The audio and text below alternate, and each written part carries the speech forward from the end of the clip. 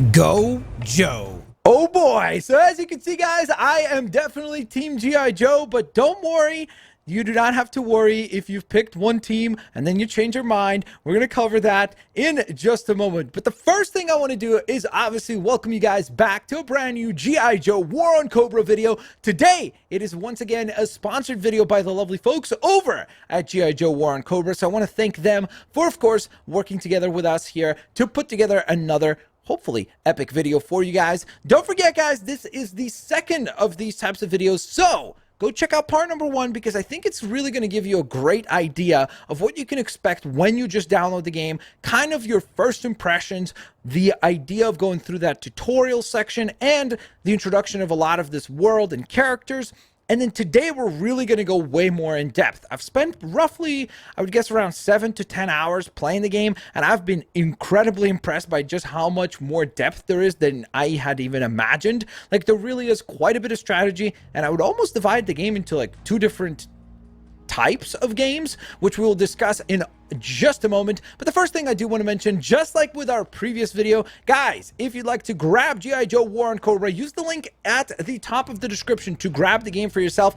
Guess what? It's free. So go on ahead and download the game, check it out. And for all of you who are brand new players for G.I. Joe War on Cobra, you will actually be getting two brand new characters, which will be Bazooka and Missile Bat. So why not go on ahead and use the link at the top of the description to grab the game for yourself. Now, with that in mind, let's dive in, shall we? We're going to take a look at quite a few different elements of the game, so let's not waste any time. So with that in mind, I've got the iPad ready to rock and roll, and here's what we're looking at. So this is kind of the main battlefield area, the map as it's called, but we're not going to necessarily dive right into that right off the bat, because I really want to cover a couple of other aspects. So the first thing is that if you're like me and you were a little bit concerned, like, okay, well, I'm gonna go with Team G.I. Joe, but let's be honest, Cobra Commander is kind of awesome as well, and maybe you'd want to play as some of the villains at some point. The cool thing is that it seems like they've thought of that, and you can actually switch teams if you like. So if you can see the little button in the top corner right above me there,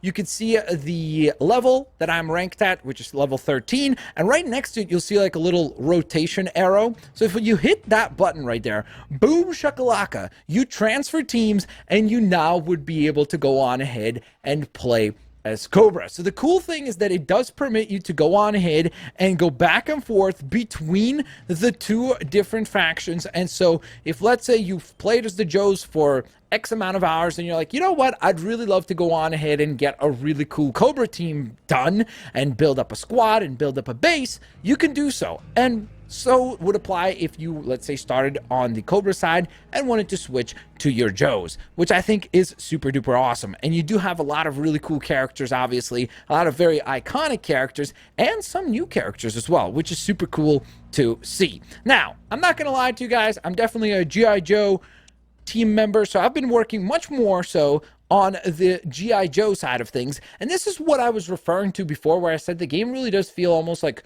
two different games put together in the best way possible. So the first thing I want to mention is really the base building component. And that's the thing that I've enjoyed a ton. Like, I've put a lot of hours into thinking and strategizing what kind of an idea could I put together in order to try to make sure that when my base gets attacked, it is, or has, the best option and the best chance of survival, and more importantly, ideally, actually fending off the enemies. So as you can see, we've got a really crazy base set up right here. I've went ahead and really kind of thought to try to create almost like multiple waves of defense, so that even if our opponents are able to succeed and get through one wave of barricades, they would then have to go on ahead and go up against an even tougher wave, and then an even tougher wave. So the main defense is really kind of in that secondary slash third wave. So let's run through it really quick. As you can see, typically speaking, when the enemy would spawn, they would have to spawn right here in the arrow section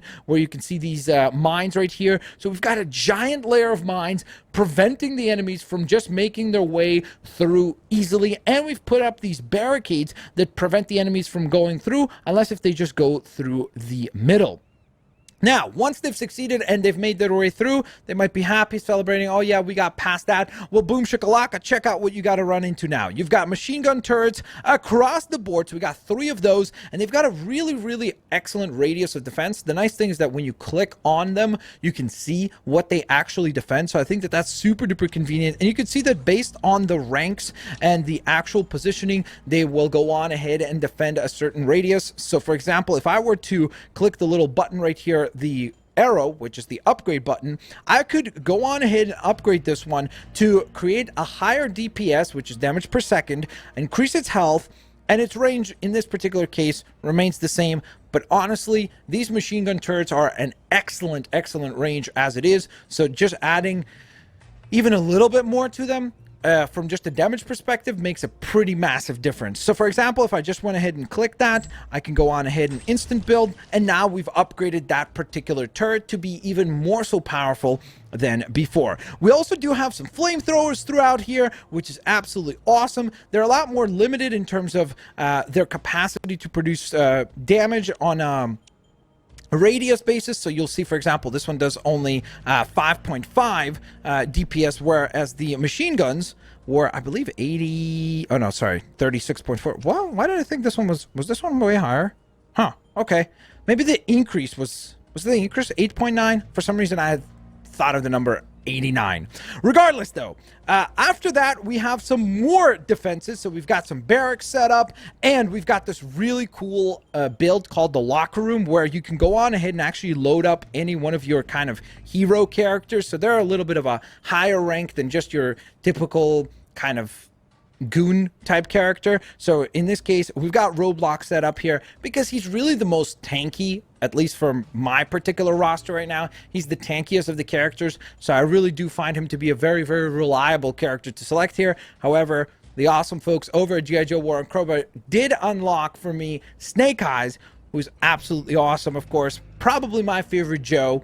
But in my opinion, I actually tend to go on ahead and choose Roadblock to do a better job at actually fending off enemies, which is why, again, like I said, there really is quite a bit of strategy that will be involved in your decision-making process, because sometimes you might have a character that you really love, but maybe it does not suit that particular situation, or this, in this particular scenario, this defensive situation. So in that case, you're going to have to make some adjustments and be very strategic about how you make your decisions.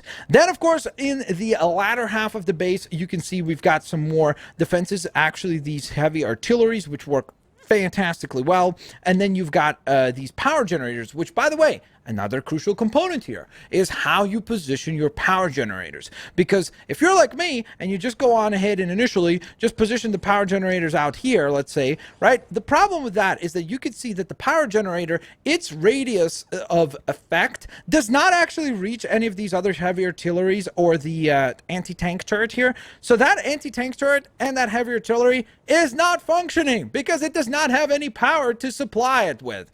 So with that in mind, you have to be very strategic about how you place these power generators. I would honestly make the argument that the power generators might be the most important items in the game. So you have to be very careful about how you position them, and more importantly, what you position around them in order to make sure that they are well protected, so that the things that they're powering up are continually actually remaining powered up. Because otherwise, if your generators go down, well, guess what? All of the things that you have laid out, like all of these cannons and everything, they no longer have any power. And so therefore, the enemy is going to be able to just go on ahead and destroy them easily because they won't have any power powering them. So again, a lot of strategy involved in that sense. And as if all that wasn't enough, and you can see the entire layout of the base kind of continues with that type of structure, you also have to worry about the ocean attack or the water attack. So over here, you've got all your oil rigs, which are collecting resources, really predominantly another one of the key resources most of the time when you are going to go on ahead and build items.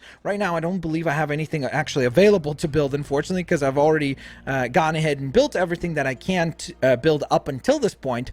But as you level up your base, which you could do by going on ahead and pressing onto the main part of your base or headquarters, and then over here, as you reach the appropriate levels. So for example, in my case, since I'm level 13, the highest that my headquarters can be leveled up will be even to my personal player level. So in order to unlock the next headquarters level, I would need to go on ahead and get my player level up to level 14.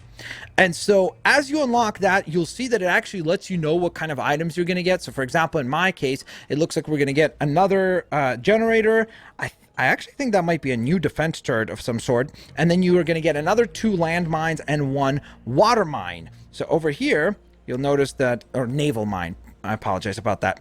The naval mines are also super duper crucial in terms of defending and being able to actually defend your oil rigs from attacks. And the goal really is to just try to make it as complicated as possible for your enemy to get through your entire base, which again, ultimately they will start back here, and then slowly but surely they're trying to get to your headquarters and destroy your headquarters. And that's really what we're trying to prevent by setting as many traps and turrets and just basically obstacles to not make that an easy process. So with that in mind, the other thing I wanted to point out, and this is something that I'm actually super stoked for, and there is an alliance, or I guess it's kind of like setting up like a clan in a different game system in this game. So I've gone ahead and I've actually started our own squad, which is called the Blitz Army. So you guys can go on ahead and join. There's actually only 49 spots remaining, but you guys can go on ahead and apply. I did not put any type of trophy limit on it, so it's easily accessible. Grab the game, like I said, using the link in the top of the description and join the alliance. The name is Blitz Army, and then our tag right there is 6849. So that is another really cool thing, because the cool element here is that there's actually kind of like a trading currency system within the alliance group as well. So you can go on ahead and get cargo featuring only rare cards that will be available to the other members of the alliance there. And of course, in addition to that, you can also request cards if you're missing a certain card. Like in my case, let's say if I were missing, let's say, I believe her name is Cover Girl, I want to say. So if I needed one of those cards in order to get an upgrade, and some of you guys, let's say, had a few spares, or maybe you don't particularly like this particular character unit, so then I would be able to go on ahead and make a request, and then you're able to support one another and make, again, your overall alliance grow even stronger. So again, really cool depth to this game. Now, let's go into, I guess let's go into squad next, because I'm actually interested to show you guys a little bit of the units here. So you can see some of our characters unlocked. Obviously, I've been fortunate enough that I have a few characters that were actually gifted to us, like Snake Eyes, like Duke, who's right here, looking pretty epic indeed. I really like that you get almost kind of like trading card component here with every character, where you can see their specific stats. So you can see some characters will be more powerful in terms of their HP stat,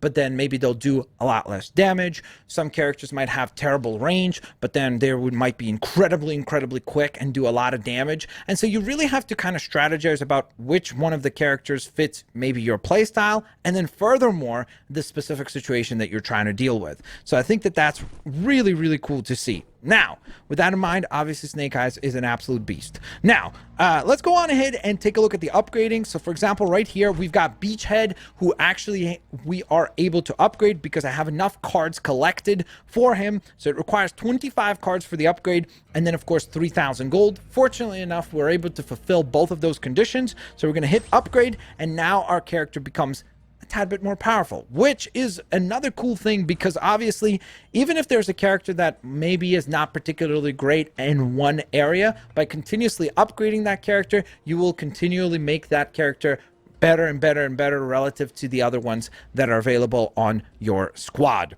So with that in mind, let's get to some gameplay, shall we?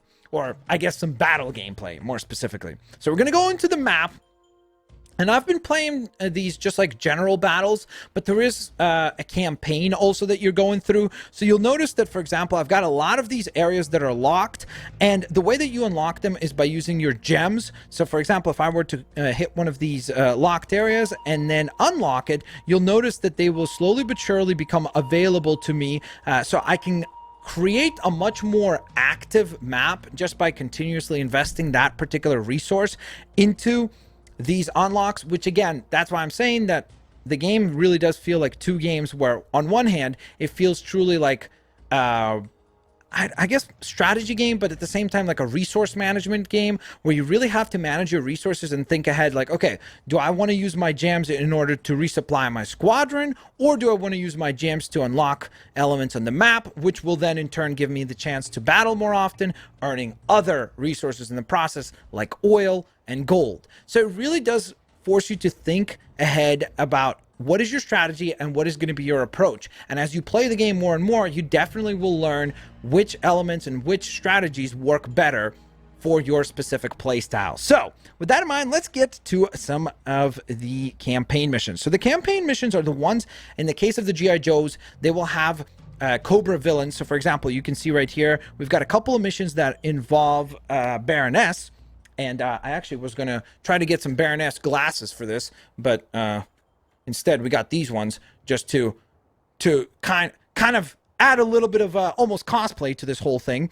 And we then also have Destro waiting for us ahead. So why don't we go on ahead and take both of them on here? So we've got Baroness next as our opponent, and it looks like we have some really, really good rewards available to us here. So let's jump into the battle in order to see our squad, which is going to be pretty epic. I actually was super duper happy to find out that there's also medic characters in this game, because again, when I just started playing, I was like, okay, so this is always just going to be basically put down the most powerful character and just try to brute force your way to victory. And I learned very quickly, especially through some of the other I think there's one battle called like Defend the Skies or something like that. Oh no, Attack from the Skies, I believe. And during that battle, I realized it is not a good strategy to just put down Roadblock and hope that he can just tank through everybody. Because guess what? He does not have the option to shoot down the aerial vehicles. So you have to unlock a character that can shoot down aerial planes and things like that. So there's a ton more strategy. As you go on, you will definitely learn a lot of the different elements that are in consideration here. So for example, here's our current squadron. We've got Roadblock as our hero character. He's kind of leading the fray here. We do have a couple of character slots available, so what we can do is I can either change my leader here just for the sake of the gameplay. I could go on ahead and oh wait, no, I can't change out Roadblock right now. I forgot, because this is the campaign missions. So we can equip Snake Eyes as just a squadron member, which is super cool. This is one of my personal favorite characters in this game that I've unlocked so far. This character right here, she's the medic here, and really, really useful, because obviously she'll be going behind the attack line, and she would be constantly healing your attackers. And then why don't we throw in Beachhead, since we just upgraded him? Okay, so I think that will be our squadron right there, and we're ready for battle. We're going to activate the battle form, and now we need to decide how we're going to deploy our characters. So we can see that we have a barricade that we need to deal with up here. And this area up in the top corner seems like it'd be a lot easier to actually go through. Now, again, we do have that timer to worry about, so I can't really be blabbering for too long because we need to get into the action. So why don't we throw in Snake Eyes, who should be able to do a lot of damage against this turret right here. And behind him, just for the sake of healing, we're going to throw in the Doc, who's going to heal him if he takes damage. Oh, this is not good. So that was a little bit worrisome, so I kind of was hoping he would continue running this way instead. So we're going to redirect him, since he did not really follow suit to where we thought. And he just defeated Baroness! Let's go! So that is a pretty massive victory. And why don't we give him a little bit of backup here. We're going to throw in the Vamp. And I will actually send the Vamp to attack this over here, because we're trying to go for the 3-star performance. And the only way to get a 3-star performance is to destroy their entire base successfully. And it looks like we've done almost that. Now we just need to get rid of their oil rig. And the other cool thing that I discovered is that some vehicles and characters actually interact. So for example, if I want, I could go on ahead and take Bazooka here and put him onto the Vamp tank or Jeep. And then you get kind of a combined character where they're not able to just do their base status damage, they actually do extra damage. So it's really cool that they really incorporated the whole concept of, like, if you know G.I. Joe, it's always had really cool characters, but then equally cool were always the vehicles, whether it be the motorcycles, the tanks, the boats, and they're all represented here in the game. but you can also still have your Joes or your, I guess, Cobra members interact with those vehicles, which I think is a really, really cool element. All right, so it looks like we've succeeded, which is awesome. We've got our rewards now. If you're wondering about why did I not get oil or gems there, it's because we've already got the maxed out supply that our base can hold, and so because of that I am not able to actually collect those rewards. So don't worry, if you were battling through that battle, you would have actually earned those rewards. So we're gonna head over to our map once again. We got Destro looking absolutely epic right there. I'm looking forward to battling Destro, which is actually what we're gonna do right now. So let's dive into a match against Destro.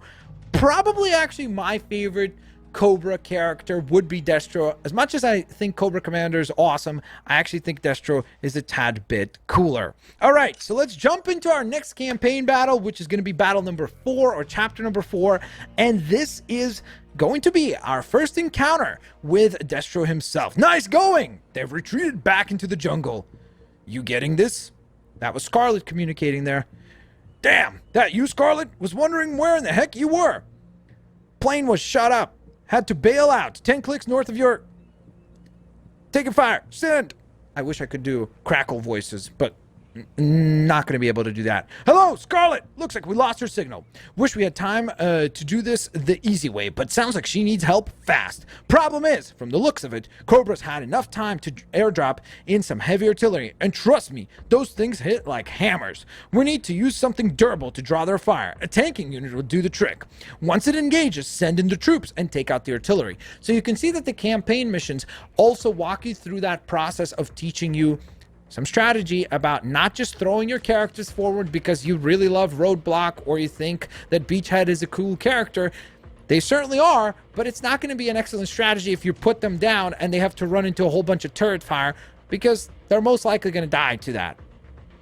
So we're going to bring out our squad selection, take a look real quick here if we need to make any adjustments. So I'm thinking we've got the Vamp, so we'll be able to use that. Yeah, I think this will work. I really do like the soldier class as well, because they are... Okay, let's try this. We're going to try this. So this is going to be our general bazookas there. And let's see. Okay. We do need to get past those mines as well. And I actually like sending, usually, the reason why I like Snake Eyes for that is because he's able to run past the mines, so he still triggers their animation and they activate, but sometimes he'll run past them, allowing him to actually avoid the damage, which is super nice. But in this case, there's a lot of defenses, so it would be kind of risky. So we're going to go with Vamp here, and then send in the battalion right behind him to defend. We're going to also, actually, we're going to keep the dock back for now. We're going to wait a little bit. Let's put in Roadblock here. Oh! He didn't get a chance to actually pilot the vehicle, unfortunately. Okay. We need the dock here to keep our characters alive. That would help. Man, the dock is such a good unit. It is so helpful. Like, look at that. Look at that constant healing on our one last battalion soldier being alive. Really, it's all thanks to the dock keeping him alive. I think we'll send Beachhead back here. The dock doing some crazy work right here, which is awesome. Getting everybody healed up. Whoop, whoop, whoop, whoop. You see, we would have gotten a way worse performance had they just kept fighting the HQ there instead of worrying about these other units. Now we can go on ahead and spawn in another Vamp. Take this down so that we get our 100% 3 stars performance. And we did it. Awesome. We succeed again. Faster, Baroness, kill, kill. Mission completed. We earn our 3 stars, which is fantastic. And of course, it looks like we actually get ourselves some diamonds as well, so that is fantastic. Now, the thing is, we did lose 2 units in that battle, unfortunately. The Vamp and the battalions were lost in battle, even though you could keep spawning them back in. So in order to resupply those units so that you can use them again in the future, you do have to use your gems as another resource. So in this case, we will go on ahead and pay up to get those deployed units redeployed or resupplied for future battles. And so there you have it, guys. I think that this really does give you a pretty excellent idea of what you can expect with this game. There's plenty more battles to go through. There is some defending, of course, that you need to do of your base as well, because in the process of going on ahead and battling, yes, oftentimes we are on the offensive when we are playing through battles, chasing down Cobra in the case of the G.I. Joes, or fighting against the Joes if you're on the Cobra side of things. But you also do need to keep in mind that you need to keep your base well defended from other players in order to earn points there as well. So with all that being said, ladies and gentlemen, there you have it. Once again, don't forget to go on ahead and use the link at the top of the description to grab the game for yourself. Also, don't forget to go on ahead and maybe try to join the Alliance. There's only 49 other players that will be able to join, so hurry on up. Hopefully you guys will be able to be one of said players. And like I mentioned before, guys, for all of you who are brand new players, you will be actually getting 2 new characters, Bazooka and Missile Bat. 1 character on the Joe side of things, 1 character on the Cobra side of things. So regardless of which one of the factions you might want to focus on, you will still get 1 cool new character. Thanks a lot for watching today's video, and I'll hopefully catch you guys next time. Bye, everyone.